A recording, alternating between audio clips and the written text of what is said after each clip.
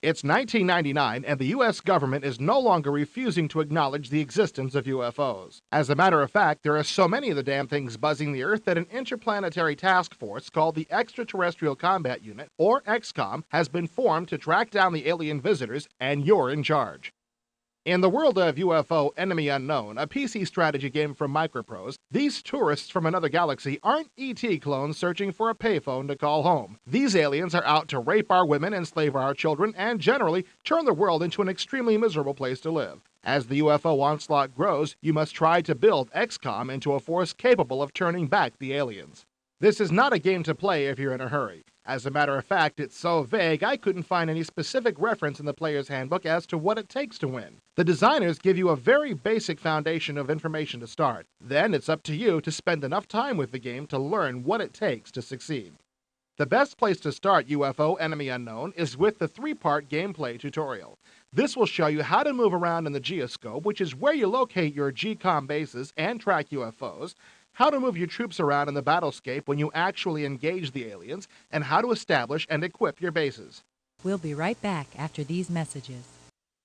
Just when your workday starts to get terminal, here come Bernie and his dog Jock to treat you to Micro League Timeout Sports Baseball. Check out the demo in this episode of IE.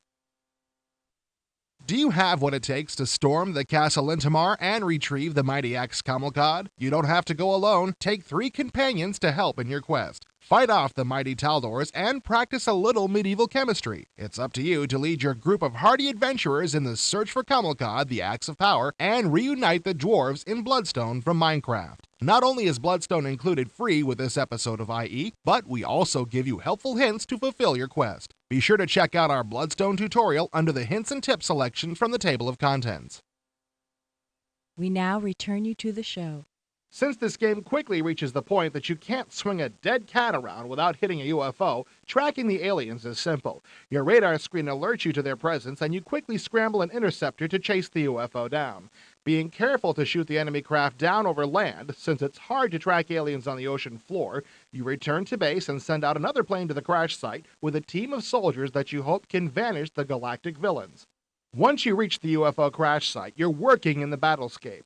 After the aliens completely embarrass you in your first 4 or 5 meetings with them, you eventually figure out that tactics are extremely important, and that, once again, patience is a virtue. You can bring as many soldiers as the plane will hold to fight the aliens. A helpful hint here, try to keep at least 1 crew member in the plane after you land. If things get nasty, you'll need to have at least 1 survivor in order to fly back to your home base and explain what went wrong. This is a turn-based game. Each of your soldiers has a set number of time units, and every action requires a certain number of those units. Once you've finished moving your forces, you end your turn and the alien forces respond to your movements. At the beginning, you're working with a group of rookies who can't shoot straight, are susceptible to panicking, which means they can't move for 1 turn, or even worse, go berserk, which means you have to kill them before they wipe out your landing party. However, if you exercise patience, have I mentioned that phrase lately?